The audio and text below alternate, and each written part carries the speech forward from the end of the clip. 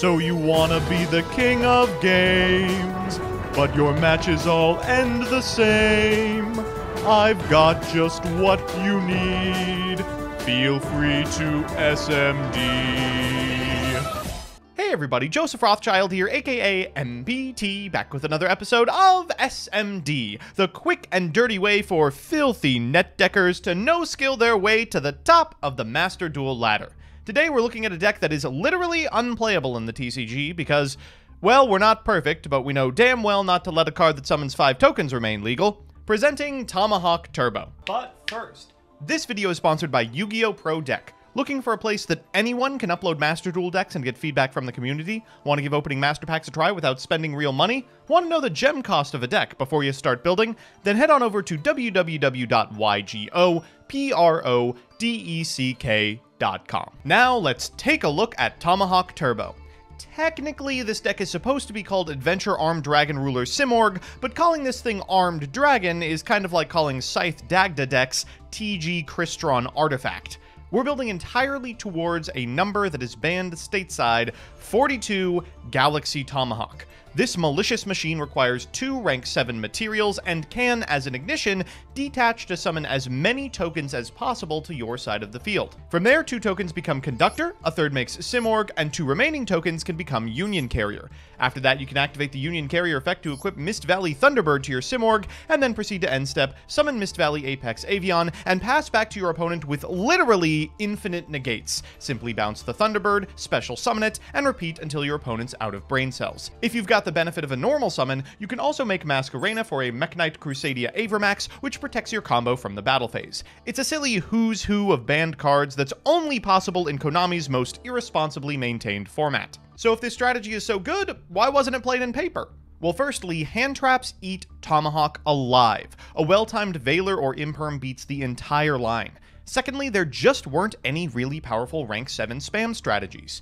2 new additions in Master Duel have solved this problem. First, unsurprisingly, the Adventure line, which can both insulate your plays with Griffin Rider and occasionally provide material for a rank 7.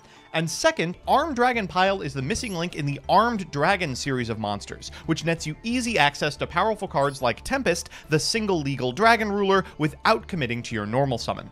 Notably, many Master Duel players are tinkering with similar strategies that also go through Auroradon, Tenyis, and Synchro plays, so expect to see decks like this innovated in the coming weeks. So with that, let's get into the card by card. First up, the Master Duel attacks, 3 Maxi and 3 Ash Blossom and Joy Spring. Maxi has felt a little less absolutely necessary now that Fluandereeze is in the format, but I still need my free wins.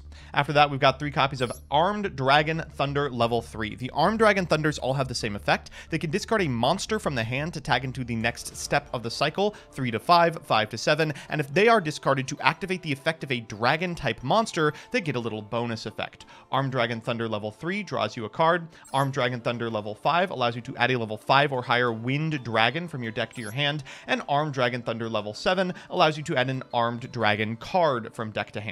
We're playing 3 copies of Lightning Dragon Ruler of Drafts. This card's fantastic, really powerful back in Dragon Ruler format, but here it does the same thing, summoning a Tempest from deck. Now, this is fantastic because the Tempest hasn't activated its effect yet, so if you're interrupted and that Tempest goes to the graveyard, you can always bring it back for material later. Additionally, this will proc the effects of your Armed Dragon Thunders because it is a dragon monster.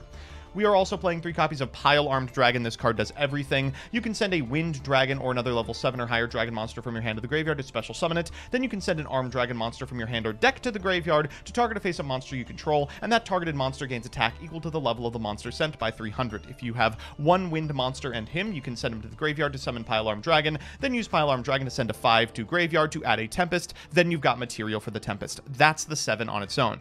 Unfortunately, because it requires you to discard a Wind Dragon, you do have to kind of play a critical mass of the otherwise very bad Armed Dragon Thunder monsters. We're playing 1 copy of Mist Valley Thunderbird for obvious reasons. I can't believe this card exists. And 1 copy of Mist Valley Apex Avian, which does not have a once per turn anywhere on that sucker. Finally, we've got 1 copy of Tempest. Remember, this card has 2 effects. The first allows you to special summon it from your hand or graveyard by banishing 2 dragon or wind monsters. But the second also comes up by discarding another wind monster. You can add a dragon monster from your deck to your hand. There are scenarios in which that's actually going going to be relevant. And finally, of course, the adventure monsters, 2 Enchantress and 1 Griffin Rider. For spells, we're on a Foolish Burial. This is good both to get dragons in the graveyard or a Tempest, and to get the Water Enchantress into the grave. Triple Pot of Prosperity, double Rite of Aramesir, 1 Dracoback, 1 Fateful Adventure, 2 Called by the Grave, and 3 Armed Dragon Flash. This allows you to activate the effective Armed Dragon level 3 to get to a 7 if you absolutely have to, even without running aground of the restriction on Rite of Aramesir. In the extra deck, we have Tomahawk, obviously. Dracosack is like a mini Tomahawk that's really good going second. It gets you tokens, which allows you to combo off, but it's also powerful enough that it can remove threats from your opponent's side of the field and maybe walk into stuff to make a Zeus.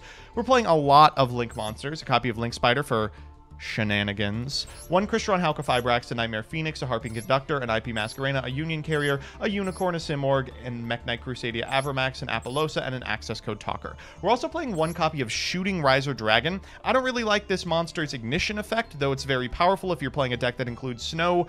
We're not. The reason we're playing this card is because it is a level 7 synchro, and occasionally you will find yourself in a position where you have a level 4 monster and something like an Ash Blossom, and you desperately need to get to a 7. This is a way to get to one that also happens to be a dragon, which is great for Tempest reasons. So with that, let's check out a game. A deck that can put up infinite negates has a pretty easy time on the play, so for that reason, I'm going to show you a game in which we go second.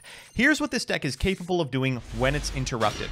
Our opponent is playing big surprise, Tenyi Sword Soul. Are you all sick of this deck yet? They're going to summon a Vishuddha that's going to turn into a Monk of the Tenyi. From here, they can use the effect of Taya, targeting the Vishuddha and banishing it to get a token to their side of the field. Those 2 are going to synchro summon for a copy of Chisao. Chisao will trigger, as will the Taya engrave. They're going to send a copy of Adhara and grab a Blackout to hand before triggering Adhara and adding this Vishuddha back to hand.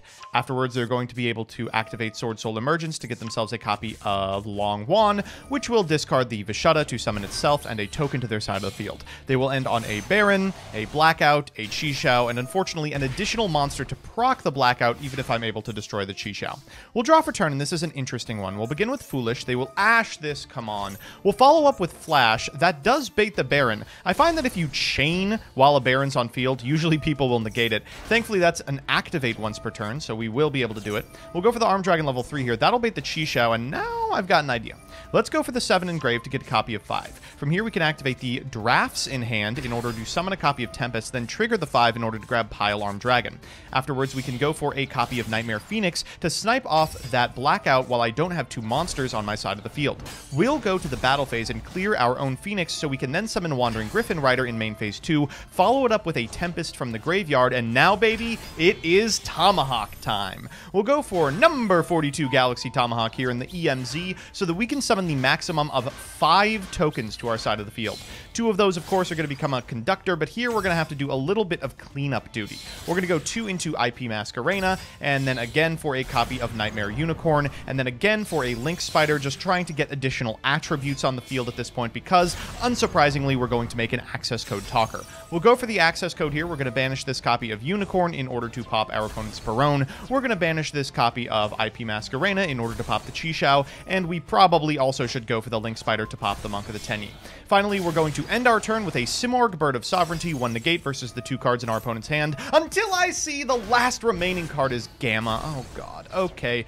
Well, we're in top deck mode, but our deck has an immense ability to play out of the graveyard, and our opponent's doesn't unless they draw, well, pretty much exactly Taya. We'll go for the Tempest Dragon Ruler here in order to bring back to our field the big boy himself. This is kind of a stumble of a turn because we drew a hand trap instead of anything that does anything, but if it trades for an opponent's card, I'm happy with it. Instead, they're just going to set 1 card. We'll add the Tempest back to hand and draw for turn, and any wind monster does it. There's one. We'll go for the Tempest here in order to pitch a copy of 5. We're going to get a Pile Armed Dragon to hand. We'll trigger the effect of the 5 for a 7. Afterwards, we'll activate Pile, sending the 7 in order to summon itself, then triggering the 7 in order to grab a 3. We'll normal the 3, then we'll trigger the Pile. I believe this is lethal, but I'm not very good at math. Our opponent isn't either because they're going to Infinite Impermanence our Pile Armed Dragon, so we only get in for 1,200 under. We still have the Ash in hand. I'm feeling pretty confident. Our opponent draws for turn and elects to concede. So we're back with the deck, and it's good. It's really good. I'm personally shocked that Armed Dragon Thunder ever found its way into a playable strategy, but this is definitely strong enough to make it to Diamond 1. Viewers of my stream know that I've been climbing in Diamond with it, despite losing something like a third of my games to playing like an illiterate monkey. So I imagine an optimal pilot could do even better. See you next time, and Chaz it up.